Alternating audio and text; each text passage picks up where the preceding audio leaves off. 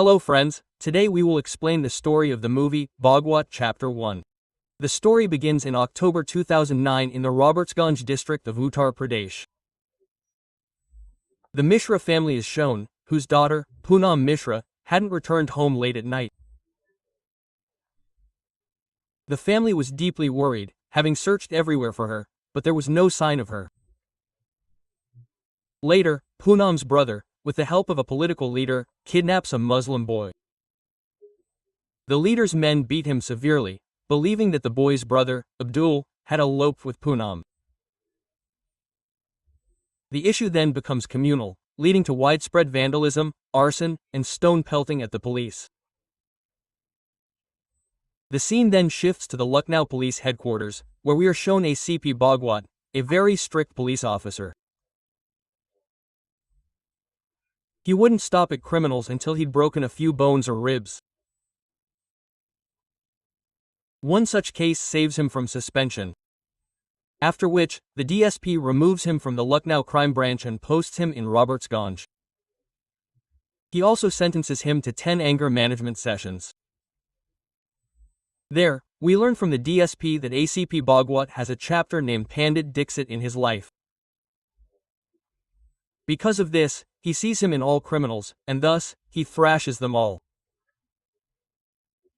Bhagwat then relocates to Robertsganj with his wife and daughter.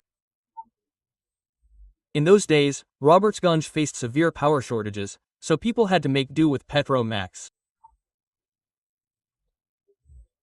Later, at the police station, an inspector named Mahato informs Bhagwat that there are widespread riots in the city over Poonam Mishra, a 28-year-old woman from across the Yamuna River who has been absconding from her home since October 5, taking 5,000 rupees worth of jewelry and a wedding sari. Poonam used to take half-day breaks from work, claiming to be looking for a groom, and then go to unknown locations. Neither did any boy's family visit her home for marriage. She would talk all night on the phone. Bhagwat asks for Poonam's call records. But the station staff didn't have them. Because the election atmosphere was rife, Netaji had no time to focus on Poonam Mishra's case. The ACP scolds him and orders Netaji and Poonam's family to be called to the station the next day. Then the scene shifts to the police station the next day. The Netaji's men begin shouting, "Damn the police administration," which angers Bhagwat, who had a deep hatred for politicians. He then calls Netaji and Poonam Mishra's family inside. Upon arrival, the Netaji begins pressuring him. Bhagwat scolds him and asks him to stand down. The Netaji then declares that their daughters are being abducted in the name of religious conversion. Poonam's father then weeps and recounts everything about his daughter. Bhagwat promises to find Poonam Mishra within 15 days. The scene then shifts to Samir, a young man in Varanasi, who deliberately bumps into a girl on her bicycle and, under the pretense of conversation, asks her name. After this, Samir begins waiting for her on the road every day. Finally, one day, the girl reveals her name to him as Meera. After which, Samir asks her to meet him on the banks of the Ganges. Meanwhile, Bhagwat traces Praveen Sahu, who is found at a kiln, based on Poonam's call records.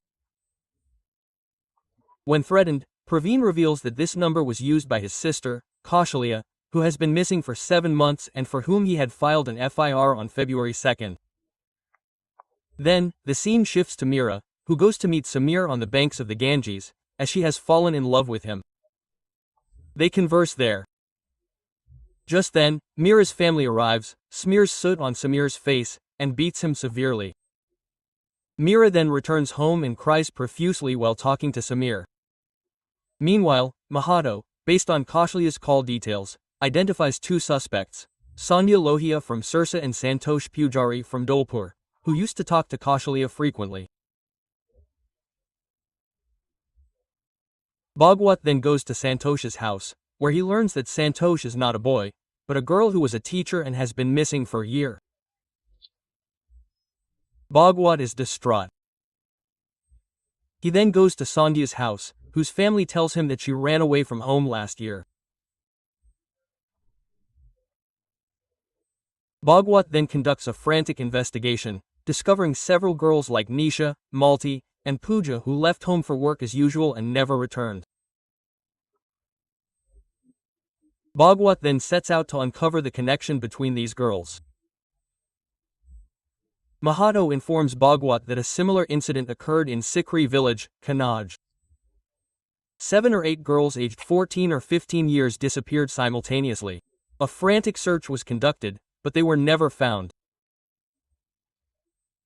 Then, on Dussehra, when Ravana was burned, 3 or 4 rockets flew from his trunk and pierced the temple curtains, causing a massive fire that also engulfed the wooden hut, where the clothes of 3 girls were found. Only then did people realize that it was a man with impotence, who, using tantric rituals, was trying to regain his power by sacrificing the girls. He was likely selling them. Bhagwat Ji explains that there was no tantric behind this, but rather a man named Pandit Dixit. To this day, none of the girls have been found. My sister Mona was among those 8 girls. Bhagwat Ji's eyes well up with tears as he says this. Perhaps this is why Bhagwat Ji hated Pandit Dixit so much. Later, Bhagwat Ji finds the phone number of a photographer named Kavita Shastri from Mandwadi at Sandhya's house. Bhagwat then conducts extensive raids in the red light area of Mandwadi to search for Kavita and the missing girls, but finds no trace of them. Meanwhile, Meera goes to meet Samir, where Samir urges her to elope and marry him, to which Meera agrees. Finally, Bhagwat finds Kavita, whom he picks up. Her call details reveal the identity of a man named Suraj Jaiswal, who had visited Kavita to have some strange photographs developed, but never returned to collect them. He also finds the IMEI numbers of 2 mobile phones, but both were switched off. The scene then shifts to Dussehra, when one of the phones is switched on. Meanwhile, Samir escapes with Meera and stays at Devlock Lodge. There, Samir becomes intimate with Meera. They find the person with the phone, who reveals that the phone belongs to his friend Dosto, who used the phone to call the girls named Malti and Chanda. Bhagwat then picks up Dosto, who tells him that he found the phone during a fight with a man who had crashed his scooter, which had Netaji's photo, into his car. Bhagwat then remembers a photo he found at Kavita's studio, which showed a scooter with Netaji's photo.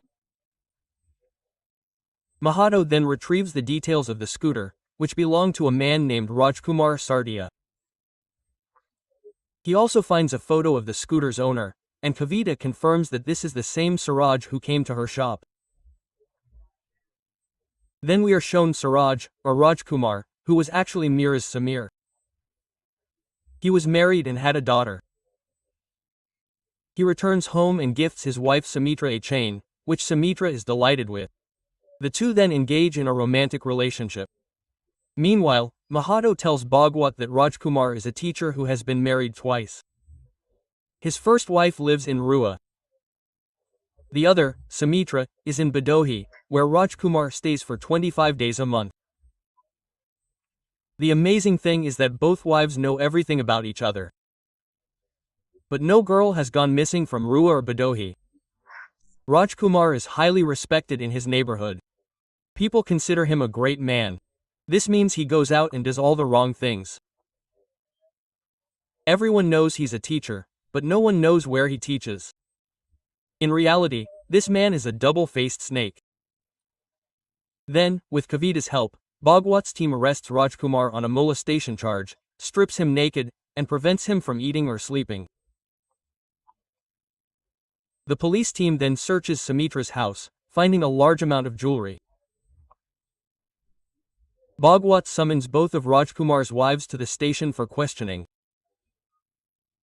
Sumitra claims she only wants the jewelry and has nothing to do with Rajkumar.